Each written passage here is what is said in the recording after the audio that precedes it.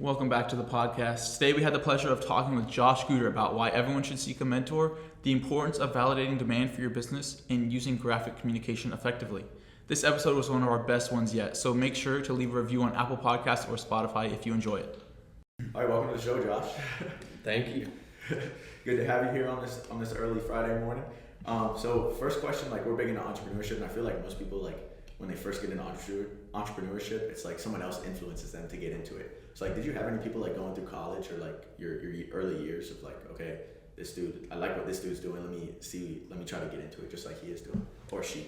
Yeah, for sure. I would say my most impactful mentors came right when I was graduating from college. So I'll speak about them first, and then I'll touch back into some of the college people. After I'd spent 2 years building a business in college, I was approaching graduation and was I need to make sure that this thing is scalable and that it can pay me so I can go full time in this business. And I applied to something we have at NC State called the Managers Launch Accelerator, which is summer long accelerator for startups. And instead of getting in, I got introduced to who is now probably my closest long-term mentor, Tom Colopy. And Tom is super straightforward with feedback, straightforward with advice. He wasn't afraid to immediately undermine the business I'd been building for 2 years and be here's the biggest gaping problem with your entire thing. And I've always liked that type of mentor. And Tom has just been super essential in everything I've done basically since graduation. He literally mentored me through all 6 months of customer discovery related to my business, helped me through the mental crush that is watching your business die. And then he took me under his wing, brought me into Unbiased Insights, which is his startup, and allowed me to work with him up until still today. I still work with him at his company, which is great. Mentored me through the interview process for getting the job at NC State, absolutely essential. And before Tom, back in college, I knew a lot of mentors that were more life mentors, more so than entrepreneurship mentors. So a guy named Brian Germano was super amazing. He, again, very transparent, forward-thinking mentor who would just tell you things exactly how they were and helped with a lot of things. So that's kind of vague, but hopefully that was a little bit, mentors are important. Yeah, can we dive deeper into the relationship? Because I know when you first, when someone says they have their mentor, it's there's so many steps between okay, you first meet them, and then okay, I would classify this guy as my mentor. So what was that process like? Okay, you first met him, were you okay, this dude is definitely my mentor? Or how did that relationship mold into him being that guy that you can go to? For sure. I'll speak about Brian because it's probably more relatable to your audience, college students. So basically, I was a Goodnight Scholar. I was at NC State, and we had these speaker series panels that they would do every month or whatever.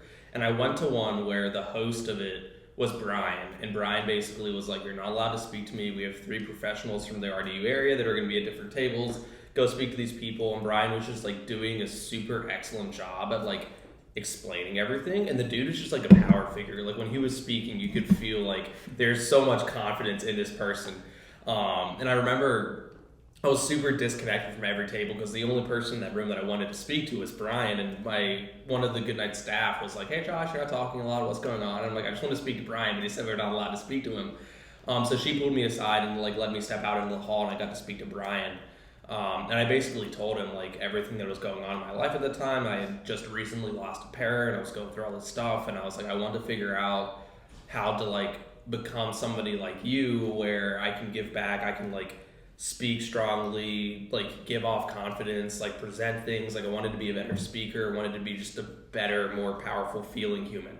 And he was okay, cool, let's talk. So we set up a time to just grab a coffee. He worked at SAS at the time, so drove over to SAS campus, grabbed a coffee with him, just spoke about everything, and genuinely he just gave me lots of advice and things to do. He told me a book to read, Designing Your Life, and he was go do these things and let's just talk again in a few weeks once you've done some of those things. And slowly but surely that just develops into what people call a mentor relationship, but I think more so a friendship, where you recognize one person is just much further along in life than you are. So you're friends, but you can get advice from one of them. And I think it just comes from genuinely seeking advice, taking the advice, practicing the advice, and going back to the person and saying, here's what I learned, what do you recommend? And that just kind of naturally develops. That's sort of how that happened. Yeah, I think that's so important. Taking the initiative to approach someone like that, and then if they see that you have that mindset, or that you're taking steps to better yourself, Mm-hmm. they'll be so willing to help you, and it's obvious that that's what happened there. But I'm also curious because you mentioned you were a Goodnight Scholar. Were there any specific resources available through the program other than maybe those speakers that were super beneficial to you, or if not, any resources outside of the program that were at state?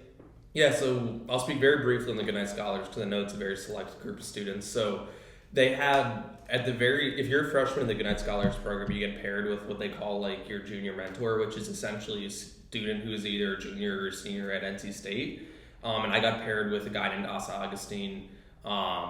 And that was just super transformational because essentially you come in as a 18-year-old who knows literally nothing, and you get paired with a 20-year-old who's been doing it for 2 years, and they teach you about hey, here's how you send an email and don't look like a complete idiot, and here's how you go meet mentors at an event, or here's how to compose yourself when you're speaking in front of people. And I think a lot of students don't get that very early. They're kind of left to figure that out themselves. So if you're a Goodnight Scholar, making sure to tap into those mentors is really important because they're literally given to you. I think the hardest step is finding those first mentors.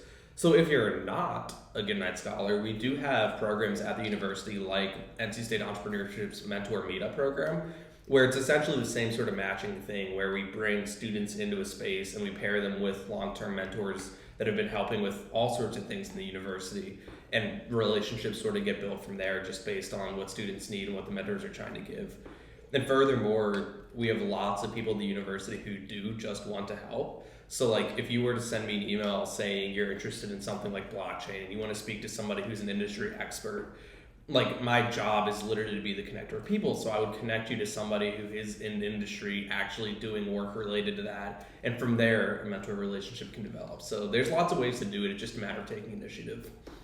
Yeah, that's a great point. I feel and it's so easy, to take an initiative, and most people don't know that. You can literally just send a message on LinkedIn and send it to someone you don't even know and be hey, you want to grab coffee, or hey, how are you doing? Tell me about this place you work at, and they'll really connect with you just that easily. The bar is so low. I don't think people realize, especially as students, the super minimum amount of effort that goes into looking like you did a ton of work. So something I always say is do due diligence when you're meeting with people.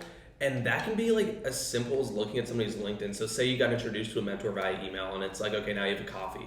You go look at their LinkedIn and you see 23 years ago they went to NC State and they studied mechanical engineering. And then you go to the conversation and you say, hey person, I saw that you went to NC State too. You also studied mechanical engineering. That's super cool. And then the person's oh my God, this person looked me up. They know what I've done. They know what. And it's such a small amount of work that goes so far. So yeah, literally take those little bits of initiative, do the little things because those carry really long. Yeah, I couldn't agree more. And speaking of LinkedIn, I saw on your LinkedIn it was your about page. You told a story about how if you picture a house. So I'm gonna just leave it that floor and give the floor to you. Could you explain what that exactly means to you, and then what do you take out of that story? Oh man, if you would call it a story, but you could. Yeah, that could be broad. That could be a whole topic in itself. So my background's in graphic communications, and I think growing up, I was always interested in how do we communicate ideas, how do we tell people things, and for me, I always liked visuals. So that led me down the road of studying graphic communications at NC State, which is essentially using technical graphics to communicate complex ideas using things like SolidWorks to generate a 3D model. So if you're trying to get an engineer to manufacture something, you don't have to be using words trying to describe what you want them to build. Here's a model, here's how it looks. So my LinkedIn bio is essentially an example of that. I think something that interests me is how differently we all think visually. If I told you to picture a house, the thing that comes to mind is likely very different than what comes to mind when I try to picture a house. And therefore, we have to understand how do we communicate those different images accurately? How do we help people see what we're seeing versus what they're seeing? And I think graphic communications is a really interesting bridge to gap that. So that's kind of the story behind my LinkedIn. I know my LinkedIn bio is very weird compared to most people's, but I think it gets people thinking, so that's why it's up there. Yeah, for sure it does. I think graphic communications is a very unique form of communication. I mean, we were talking before we hit play and talking about how important it is to show a message digitally now, and it's just going to keep getting more and more mainstream as far as digital advertising and digital anything really. So I'm curious, what made you so attracted to the graphic communication side? Because obviously there's words you were talking about. I mean, there's verbal communication. what makes graphic communication different to you, I guess is what I'm asking. That's a great question. I think it honestly comes from the fact that I grew up playing lots of video games. And it's weird, but like genuinely there's something about just like the visuals that interested. Like I know it's like so like straightforward, but genuinely like when I would create stuff for video games that I wanted to make when I was younger, I'd hop on like 3D Studio Max and I'd create the model of a character or something, and I'd hit like the render button and I would look at the final result and just be like mind blown by like how realistic things can look and just like genuinely how pretty things can look. Like I would be like doing things as simple as just setting up like a scene that is like literally a room with a single light and like turn off light bouncing, look at the result, then turn on light bouncing and be like, oh my god, this looks so much more realistic because it's how light actually works. And I was just so like entranced when I was younger by how things looked and just how like a picture speaks 1,000 words. Like you can communicate emotion, you can communicate technical ideas, you can communicate so much with like a basic image.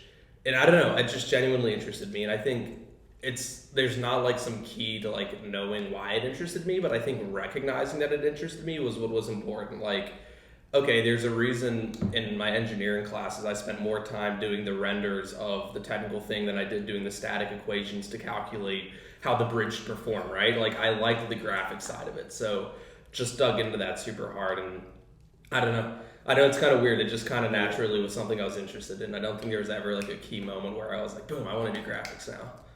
It's funny you say that because I'm probably the exact opposite. I took SolidWorks sophomore year, and I hated it. Yeah. It was pretty cool modeling the things, but the worst part for me was having to do the technical drawings. It was just I could never enjoy it.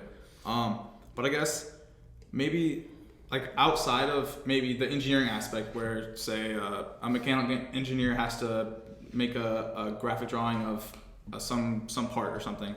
Like outside of that, what would you say are some other areas where graphic communication is super essential and might not be used as much as it should be? Yeah, I got a really good one for you guys, especially because it's entrepreneurship related. So we live in a time right now where we have software available that allows us to essentially create photorealistic mock-ups of essentially anything we want to create. At a really easy level, we can also create mock-ups of like apps that don't exist yet using programs like Adobe Illustrator to just make mock-up screenshots. And I think an area where that's becoming more and more prevalent is in testing for demand for products in startups. So, for instance, never far away, when we started, we were doing these wearable devices that located hikers in remote areas. But our very last pivot was essentially into a platform that would allow hikers to get information from rangers when they were at specific points in the park. And what we learned our first time through business was spending 2 years building the solution before testing for demand is the wrong thing to do. So instead, what is the minimum viable way to test for demand? And instead of building the entire app, I can hop in Adobe Illustrator, create mock-ups of what I think the app would look like, plaster those onto a 3D model of an iPhone, render it out, and throw it up onto a landing page. And at the bottom of that landing page, have a wait list. And if somebody visits this landing page and they see something and they're like, oh, visually that looks like an app that I would use. I want to click those buttons. I want to see what this app does. I'm going to sign up for the wait list. You can test demand without even writing a single line of code because you can use graphics to communicate these types of ideas. And that ranges from apps all the way to like hardware products. Like Spotify did a thing with their, do you guys know what Spotify car thing is? Yeah, I do. Yeah, literally when they began, they had a landing page that was literally just renders of this thing essentially. And they sent out a few really, really rough prototypes to a few influencers, and they drove a ton of people to this landing page that showed all these features of a product that they hadn't finished.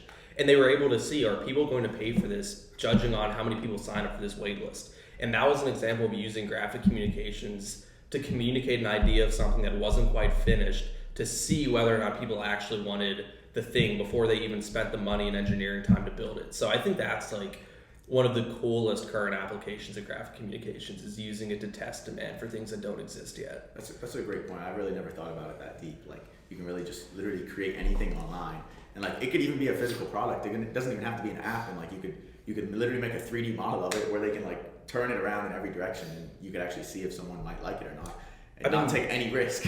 Yeah, I mean, literally, like, look at what we see on Amazon. It's just photos of products. You don't know whether or not that's a photo or, like, a realistic render. We have no clue. Like, if I modeled that microphone that's sitting in front of us, like, 1-to-1 in Blender, pumped out a few photorealistic models, threw it on Amazon and said it was $50, but you had to get on the wait list to order, I would know who's going to get on that wait list because that's all they're using to order these products anyway. It's a little bit different if you're trying to get something like in somebody's physical hands, obviously, but with everybody switching to e-commerce instead of brick and mortar shopping, it's like a really good technique right now. So what are some obviously you touched on Adobe. Adobe is a great all around thing for anything digital. But what are some like things if like I'm listening right now and I'm like, oh, I have this idea, maybe whether it be an app, I guess you could choose what you think. Like what's a good beginner place to start for someone that's trying to just like get a rough draft of something they might want to put out to the public? I think it depends on how much they want to do themselves. It's really easy to outsource work nowadays, to go to Fiverr and spend $10 to get a realistic render of a product.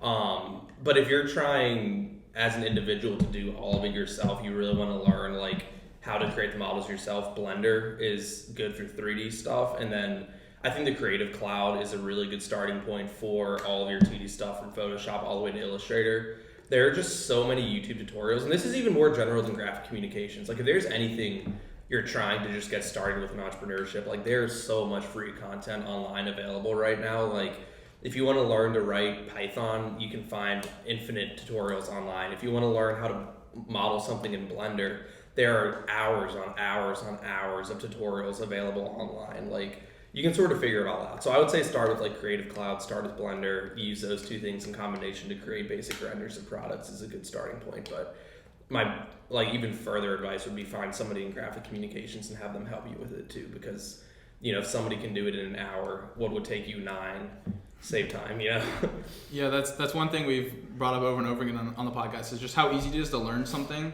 that used to not be available to you and is now over like all sorts of different platforms. But you mentioned the mock-ups, and I thought you were going to take a different way, and it kind of put me on a little tangent. Recently, they started making like AI-generated podcasts. And so it's like some random person will be like, Joe Rogan speaks about random topic, and it's totally AI-generated, and it's just so cool to me. And I thought that's the way you were going to take that, but then you took it a different way. I just had to get that on my Look, AI is like totally going to be really impressive too. Like I think, obviously I didn't know about the AI podcast stuff, but I do know a lot about AI generating images and videos right now. Like I think that's like the DALL-E or whatever was something that everybody knew a lot about. I think when it comes to like idea generation, AI is going to be insane. Like generate me a product that does this and see what AI like strips together from everything that's ever been made before. AI is going to be cool, so I'm happy you interjected that. It's really going to be powerful moving forward. I was also listening to the All In podcast with 4 great minds, genius people, and they were talking about a prediction. I forget who it was exactly. I think they were all in agreement here, and it's like the movies that we make like 20, 30 years from now aren't even going to have to be acted out because our technology is going to be so strong. We're going to be able to replicate like real human look. So we'll literally be able to speak to a phone and be like, I want to get Sally to jump over a moon and whatever, just do a stupid story. And the movie will literally put it all out, and all you have to do is narrate it. Yeah, exactly. Yep. I think I listened to the same podcast, and I think that was one of the coolest things I've ever heard is how we're going to be shifting from doing all the minute work of actually creating the renders, all that stuff, purely to the narration and the storytelling side of things. It's going to be awesome. It's going to be so awesome. I can't wait for it, man. Yeah. It creates like creativity for anyone that like doesn't have the resources. If you can pay for the AI subscription or whatever they charge, like a subscription per month for the software, then all you have to do is think of an idea, speak it to the software, and post it online. Like it's going to be that simple. Artists are panicking, man. You should see some of the visual work that's coming out. Like there's an account that I followed because they do a lot of Blender artwork. And then they started posting these renders. I'm like, these are gorgeous. And I'm like reading the descriptions, like generated by DALL-E. And I'm like, what? I'm like, wait, so this artwork that I totally thought somebody spent hours on was generated in like 2 minutes by this AI. I'm like, oh my God. It's scary, but I think it's going to be really powerful. I agree. Yeah, generative art is crazy, especially like how it's all getting into like NFTs and all that. So I guess like graphic communication, at least when I first saw that's what you major in, what I immediately think of is like a 3D model of something. But maybe when you're like giving a presentation, a lot of times people will like throw up a slide and it's just paragraphs of words, right? I'm curious, like maybe you have a lot of experience giving presentations. What are like some of the best ways to implement some things you learned through graphic communication into like giving a presentation? Yeah, I mean, that's a whole topic too. There's a saying that says people will read what you write or listen to what you say, but never both. And I think it is so painful when people give presentations to me where it's just like a wall of words. And I think the point of graphic communications is it communicates a lot of information very quickly. Like I can look at his sweater right now and see that he's got a compass on it. It's got like kind of your lifeguardy type font. My assumption is it's probably water related. The dude likes to spend time outdoors. Like there's all this stuff that I can conclude from just looking at a simple graphic on a t-shirt. And the same thing can be said about presentations. Like I can't obviously pull up a presentation right now. I don't have my computer, but all of my presentations typically are maybe 2 to 3 words on a title slide, and then some sort of visual that's going to complement whatever I am saying. Like if I'm introducing a team at Andrew's Launch Accelerator's demo day and I'm speaking about, say, Denali, which is using like DNA for data storage, I'm not going to have a slide that says Denali Data Technologies is a DNA storage based company. I'm going to have a photo of like a DNA tube or something, and I'm going to speak about the fact that what they're doing is this. And like that's just intuitive to me, but I think essentially the less words you can use to communicate the same idea, the better, because then people are focusing on you as a speaker, the message that you have to share, and the visuals should be just that, visuals that complement what you're trying to tell.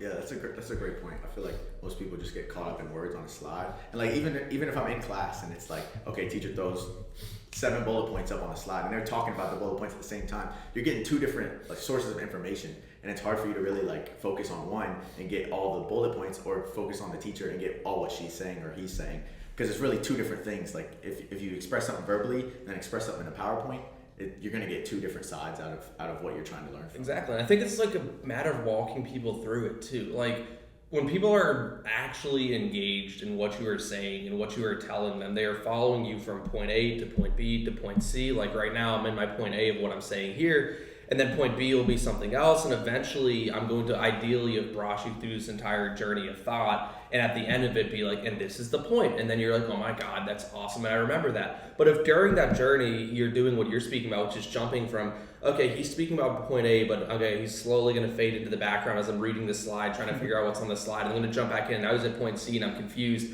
your storytelling just falls apart. Like you have to really be able to control where people's minds are at when you're trying to teach something. And I think, again, that's just another reason that we should rely heavily on visuals and not as words of, just tons and tons of words. And, right. Yeah, we could speak like for hours on presentation techniques, but that's the general. It's just so like less words. What I'm getting out of it in a very, very concise way from what you just said is basically like simplify everything and like maybe have some graphic that complements what you're saying, but keep the main gist of your lecture or presentation out of your voice. Is that?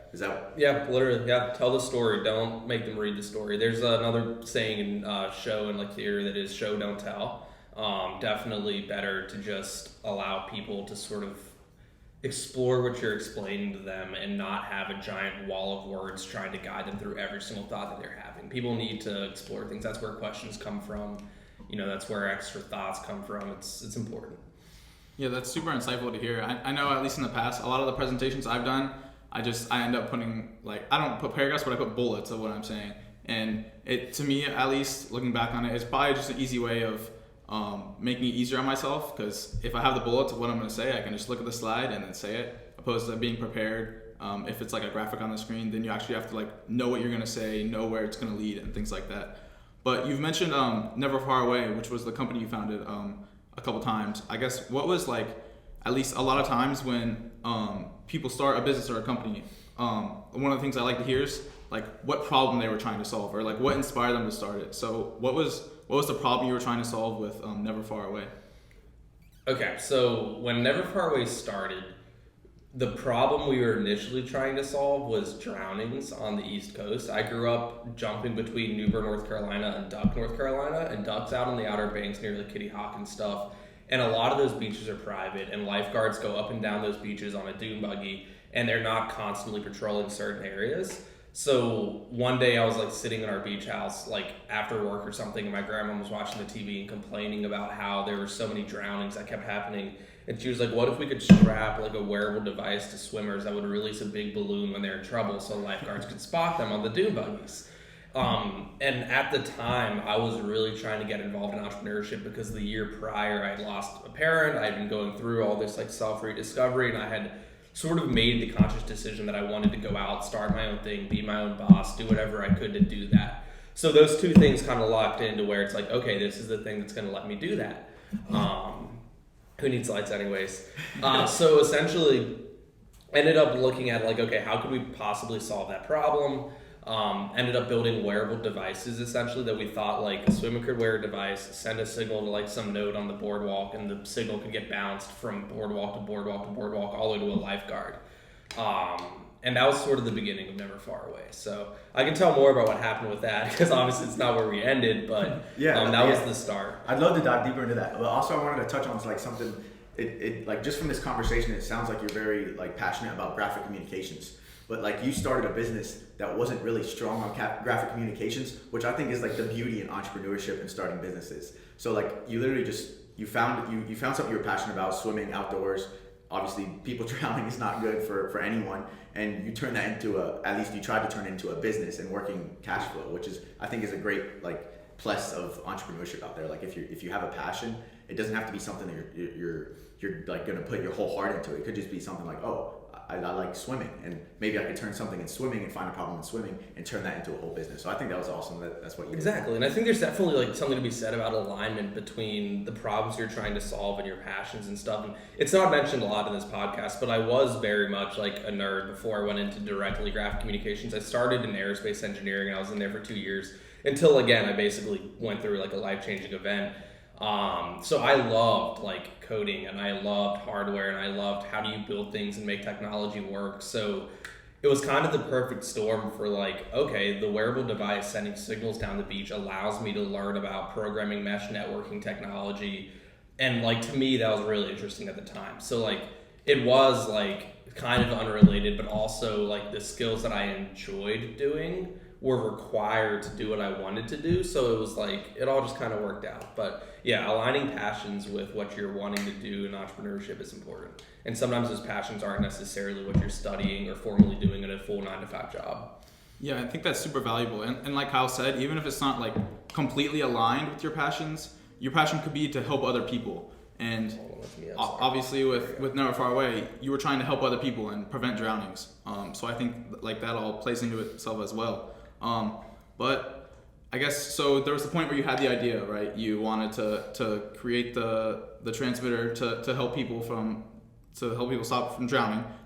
So like what were the steps where you created the idea and you tried to turn it into a working model? Like what were some of the challenges in that process? Yeah, so my journey through entrepreneurship was not done correctly. So everything at the beginning I did wrong, essentially, is the best way to put it. So the path that I went on was, okay, we have this idea of getting swimmers connected using some sort of technology. Now, how do we go build that technology? And that was the first mistake. And it's easy to like overlook what the mistake was there, but we went from an assumption which was swimmers are swimming, they're having difficulty getting out of water, and the solution is some sort of wearable device to get them located. That was a fucking massive assumption. And then we said, let's go build this thing. How do we build this thing? And I basically spent like a summer trying to build this device. I learned all about LoRaWAN, learned all about like mesh networking, figured out how to build the technology, was speaking to engineers on the West Coast about the types of software and hardware that I have to write and create. And we ended up figuring out like how to build the thing. And then right at the end of that summer, we went to the lifeguards and we're like, hey, we figured out that we could build this thing. How much would you pay for this? And they were all like, we wouldn't pay for that. That's not going to solve our problems. And I was like, what do you mean? I spent like the whole summer building this thing. And they were like, the problem is when people are swimming these beaches and they start drowning, it takes on average like 67 seconds before the moment of panic begins to the moment that they go under for good. And that's not enough time, even if you get an instant signal from a swimmer to a lifeguard. If the lifeguard's 3 miles down the beach, or even worse, at the fire station inland, there's just not enough time to get out onto the beach to wherever the swimmer is and locate them. So right there, we should have said, oh, we tried to build a product for the wrong problem. Let's figure out what the problem is that we could solve and start a new business. But instead we said, we built this like technology, which was essentially a way to linearly bounce signals down a beach. If we scale that to another dimension, we can bounce signals through remote areas. Let's use these wearable devices to locate hikers in remote areas, state and national parks. And again, the assumption existed that hikers were going missing, that the solution was locating them. and we can move into the next chapter. But I just want to, like, that's sort of where the beginning was. That's how we figured out whether or not it was feasible. But again, we kind of did it the wrong way. So did you produce after you went through the swimming and the drowning solution attempt? Did you propose the hiking solution to someone else like you did with the lifeguards, or how did that process work out? So essentially, we were still caught in the trap of we thought we needed to build the technology before we could bring it to somebody and say, would you use this thing? And we're sitting right now in the Entrepreneurship Garage, which I think is an excellent resource. But the mentors and the people that are very involved in the garage know how to build things, and they will teach you how to build things. The entrepreneurship clinic that I manage now is different in the sense that we teach entrepreneurs to validate ideas and how to make sure that the opportunities they're interested in actually have merit. And I didn't get exposure to the clinic at all during college. So when I said, what are my next steps? I came to the garage and I started asking people, how do I build this mesh network to locate hikers in remote areas? And then I spent basically my junior and senior year building these mesh networks because I thought the only way I could sell this is if I actually had it working. So no, I didn't actually go and like validate whether or not this was a problem that needed to be solved. I spent 2 years building it, and that all culminated in me applying to the Andrews Launch Accelerator. We had the software working, we had the hardware working, we had patents pending, like everything was in place for us to go sell this thing. Sent all of that information, the whole story, to Tom Colopy, who replied with, why aren't you just renting satellite phones instead? And we were like, oh my God, you're right. Why aren't we just renting satellite phones? He was like, what problem are you solving? And we were like, I guess we're solving remote connectivity in national state parks. He was like, so why don't you just rent phones? And again, we didn't really have a good answer to that. And there was a time where I considered just deleting the email and like chugging forward, but I was like, no, there's a reason this is like challenging my core. Dug really hard into that. And he was like, just go to a park like this weekend. You could have done this like 2 years ago. Just go to a park with a book bag on. Tell every hiker you walk past that you have satellite phones in your bag, and for $5 they can rent one, and see if anybody wants to rent. As you know now, we found out that they didn't want to rent, and over basically 6 months, we very rapidly found out there was no need for what we had built. Again, hikers weren't concerned about safety, and the biggest problem for rangers wasn't locating the hikers, it was getting educational information to them. So that was the way like long-winded based on what you had asked me, but that was kind of what happened from the water safety stuff to the next pivot to what we finally learned at the end. Yeah, I think it's clear that he was really blunt, right? When he didn't like say like, oh, like maybe this will work out, I'm not so sure. He pretty much said this is the problem that you're not solving with what you made, and I think that's so important to have in a partner or a mentor. But so obviously you said you were doing this like junior senior year, you were putting all this time into this, and I love to hear like what sort of productivity habits or like how did you manage your time doing all these things at once? Badly. Okay, so badly. I don't know what the hell I was doing in college. All right, I was working 2 jobs, starting the company and doing all of my classes while I was in college, which was not healthy. I was like very much a victim of like the grind set culture of like wake up at 4 a.m. and work until 11 o'clock at night and repeat every single day. And if you're not up that early, you're like a failure to society. Like I fell super hard down that rabbit hole. So I was up at like 5 a.m, 4:30 a.m, every single day, like working out, reading emails, doing all this stuff. Like, and I would basically just like work until 8, 9, 10 o'clock at night, and then just go to bed and repeat. And like, it sounds idealized right now through like social media, but that is so terribly unhealthy for your mental health. Like, it's unbelievable. Like, I was just getting like more and more depressed week by week. Like, I was like losing friends. I was like way too in like the hustle mindset. And I think that was because I was doing the wrong thing. I was so focused on building this technology. It doesn't take as much time. It takes time and effort, but not as much of a grind to like validate. So the answer to your question is I did it poorly. I basically just like completely demolished myself. Looking back, the more appropriate thing would have been to like really just look at all of my commitments and delegate using Google Calendar. Like from 8 to 10, I'm going to do 2 hours of really focused work on Never Far Away. And then I'll go to my classes. And from 6 to 8, I'll do really focused work on this. And before 8 p.m. and before 8 a.m., I need to be able to just take care of myself, read, make sure that my mental health is good, things like that. So That's kind of how it was done and how I would recommend not doing it. Yeah. You touched a lot on like the personal side of that. Like, okay, you got to make sure you're healthy in order to make a business that's healthy. So I'm curious, like, obviously you make those adjustments, take care of your personal life and like your personal health. But like, if you were to restart Never Far Away again, and like, would you try to tackle the same problem a different way, or do you think that you just wouldn't have done it in the first place? Like, where would you have taken that if you had to restart it? If I had to start it, like as if nothing ever happened, like you're starting again today. Okay, I have this idea. What are you doing now? So, I mean, that almost runs into literally what I am doing now. So, Okay. I would start with validation. So, I'm still building things on the side. I'm still trying to figure out what the next startup is going to be. I do not intend to be program manager for much more than a year or two. So, right now, like the steps that we're taking in the next thing, essentially kind of restarting. We believe that there's a problem where lots of young entrepreneurs and serial entrepreneurs want things to build, want businesses to create, but don't know what problems need to be solved and don't have a way to easily validate demand for those problems. The quickest way to find a solvable problem is go work in industry for 3 to 4 years, find the issues that exist, start a startup, solve that problem, be successful.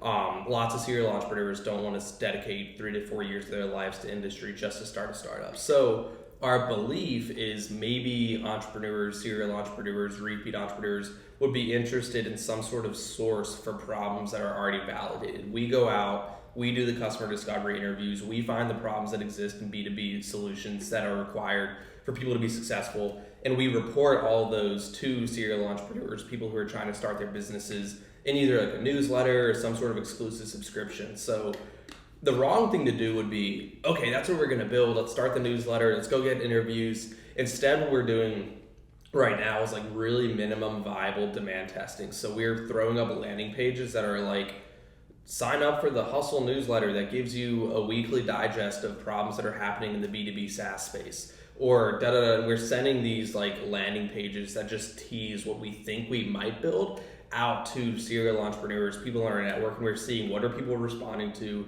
what are people not interested in. We're using that to guide what we're building. So to answer your question, what we would do if I restarted and was starting something new, it would be exactly this, of like super minimum viable testing for demand, see what are people responding to, what aren't people responding to, and get validation that people will pay for what I want to build before I even think about actually building anything. Yeah, that's a great point. Is this already live? Like, do you have a newsletter that you're putting out, or is this kind of in the making here? So again, it's kind of in the making. There's multiple landing pages. Like right now, I think it's ideate.card with 2ds.io will take you to like our dummy landing page right now. That is literally like the idea project. And if you sign up for it, you get like a weekly like report on problems that exist in the industry. There's no weekly report. We don't have any problems. Like none of it exists yet, but from somebody on the outside, it looks like it does. And if we get 30 people to sign up for this thing, then okay, maybe it merits creating the first edition of this newsletter, and now we start doing some of the legwork. But that's just one example. There's like 4 or 5 different iterations focusing on different personas that we're all testing like simultaneously. So again, there's no clear direction yet, but that's because we have a general assumption as to what the problems are. We're seeing what people actually have. So is this the same as Unbiased Insights? Is that the same idea, or is that something different? So Unbiased Insights is a totally separate Okay. company from this. It is interesting because Unbiased is sort of in the same area. Unbiased is in basically the like market of teaching people to do proper validation, and Unbiased Insights has a tool that essentially gives founders the framework to follow to validate that their ideas are necessary and have traction.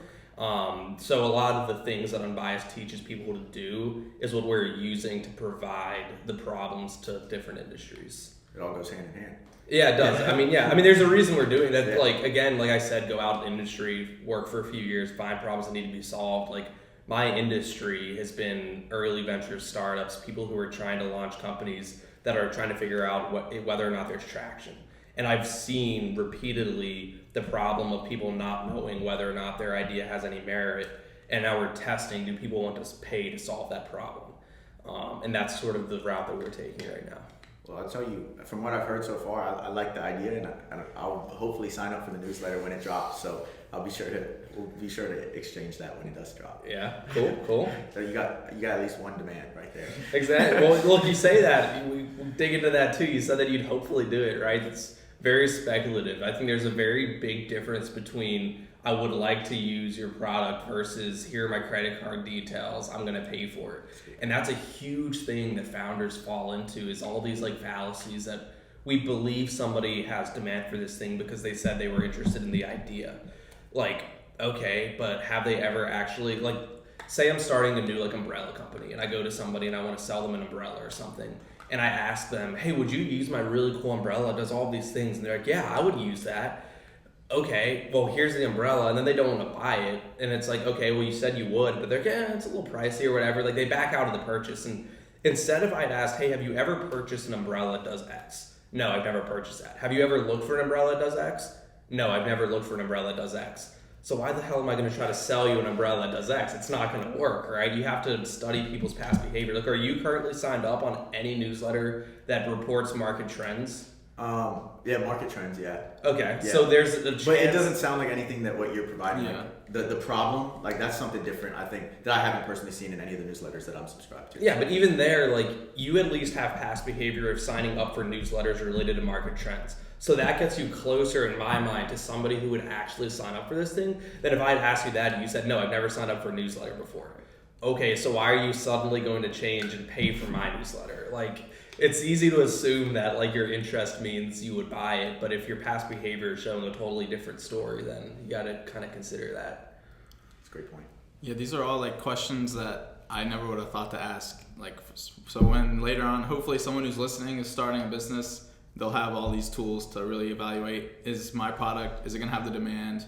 Is the demand going to be able to translate to the purchase of the product and things like that? But I'm curious, so the Entrepreneurship Clinic, you mentioned, like, for example, the newsletter, it's kind of directed towards serial entrepreneurs. And when I hear that, I automatically think like an older, like someone that's not in school, right? Mm-hmm. Is there anything specifically for like students, or is it more of just like entrepreneurs in the area?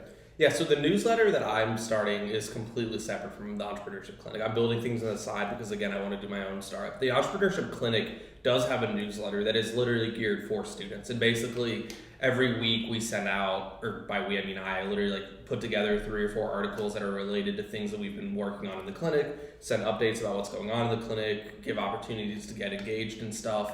And getting into that newsletter is like super easy. You just go to our website and sign up to be a member. And our website is just entrepreneurshipclinic.ncsu.edu. So going there, going to the membership page, applying to that gets you on our newsletter, and then we'll send you all sorts of opportunities, events, things like that. So that's sort of the plug for students. It's a beautiful thing, really. When I first found this, like I think it was like my sophomore year, because obviously COVID messed up everything, like all the networking and stuff our freshman year. But when I found this, like this is a beautiful place, and I'm curious, do you know if there's any other schools like doing the same like type of thing, or is it all linked together, or what? There are different schools who do similar things, but it's not like super linked together. One of the parts of my job is to help create those linkages. So like next week I'm getting a coffee with the person who's running a similar program at like Duke University, and trying to be more interconnected between colleges on these sorts of programs is a goal.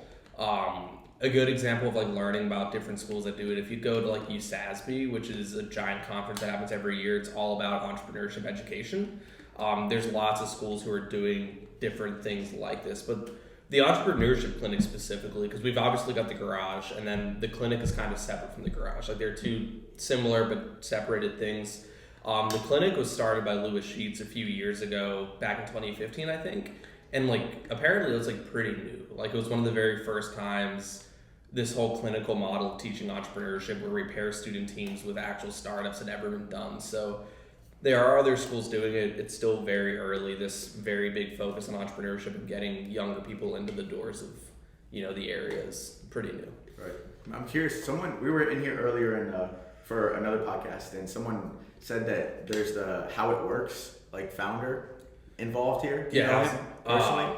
Yeah, you know Marshall Brain? Have you heard his name? I think so, yeah. Yeah, Marshall Brain. I don't think he was How It Works. I think it's called How Stuff Works. I don't know, whatever. Yeah, it was one of those. It was on the Discovery Channel, whichever one it was. And that's really cool. Yeah, Marshall Brain just now is a professor, super cool dude. Like we have so many cool people in the network. People that have been Shark Tank, people that have started like really massive things like How Stuff Works. Like it's really neat, yeah. Yeah, you mentioned like how you're trying to like make that linkage between different universities that have programs similar to this. And I think that would be so beneficial because one of the main goals of like the garage or the clinic or both is to like network with other people. And one of the easiest ways to expand your network would be to like link with other universities. So I think that'd be a crazy direction to take that. Absolutely. But hopefully your venture succeeds more than this entrepreneurship. Well, I mean, the clinic is really interesting, but it's not necessarily like a business, I guess. Like, technically you could turn it into a business, but the value proposition of the entrepreneurship clinic is students do work for startups. And the thing is, startups don't have a ton of money to pay for that type of thing. So unless you're able to land really large sponsorships, it's hard to like scale the clinic without funding from like a university. So like a startup ideally would be more successful than the clinic monetarily, but I think the impact that the clinic makes is insane and absolutely immeasurable. Like, students walk out of that, space with just such a deep understanding of business and entrepreneurship and real world experience that's like, again, just not even nearly valued by money. So I think it's It is awesome. But also, as not outside of entrepreneurship clinic and networking, do you have any like books or like YouTube videos or podcasts or anything you want to hand off to the audience and like you highly recommended that change your perspective on life in general or in business specifically? You already plugged it, but the All In podcast is super cool. I love them. I think How I Built This with Guy Raz, really good. Are we good on time? Yeah. Okay, cool. Sorry. Yeah, How I Built This with Guy Raz, really, really cool. Do you know that podcast? Yeah, that one's super solid. I love the episode with Starbucks, like learning all about how that got started was super cool. Books, really like Designing Your Life if you're a college student trying to figure out what the hell you want to do with your life. And then for founders who are starting things, The Intelligence Trap is a really good book that sort of speaks all about like the fallacies that we fall for, the things that we're going to do to basically make ourselves believe things that aren't true, and being aware of all of that stuff helps you avoid the whole, my mom said it's a good idea, now I'm going to spend 3 years and $250,000 on this idea, and catching yourself in those traps and really knowing like, okay, I've proven that this thing is true and it is not just me making myself believe that it is true. So those are a few recommendations. Awesome, thank you. Yeah, we'll put those in the link below, but two things as we wrap up. One, maybe like some links or some places where our listeners can find you if they want to reach out to you or check out what you're doing. And then two, we end each of our episodes with a question. And it is, what is one goal that you have in your career or personal life, and what steps are you taking to achieve it? Cool. Okay, so first, before I even plug links related to me in that question, I forgot two really important books, Talking to Humans and Experimenting with Humans. They're both like 45-minute reads, super short books. Speaks all about demand validation, testing, making sure that people actually want what you want or what you want to build before you build it. Nonetheless, where you can find me, LinkedIn, just search my name in LinkedIn, it'll usually come up. joshgooter.art on Instagram is where I put all of my graphic communications related artwork. And that's basically it for now on where you can find me. And then what am I working on? What's a goal? I want to build something that I can take full time that actually has like revenue and paying customers and stuff. And I want to do that soon. So the steps that I'm taking towards that, we already sort of spoke about, doing lots of demand validation, lots of testing, figuring out what problem do people actually want to pay to have solved right now, and how can I best position myself to solve that problem. So just doing entrepreneurship the right way this time around is something that I'm really focused on doing, and I think have fortunately been having a good time at doing as well. So that's kind of that. That's awesome, man. Well, we really appreciate your time and all your insights, man. I definitely learned a lot through this episode myself, so thank you so much for being here. Yeah, no, thank you all for having me. This is great, and keep like doing these things. This is really cool. It's awesome to see students doing more than just the bare minimum. Yeah, for sure. Thank you, man.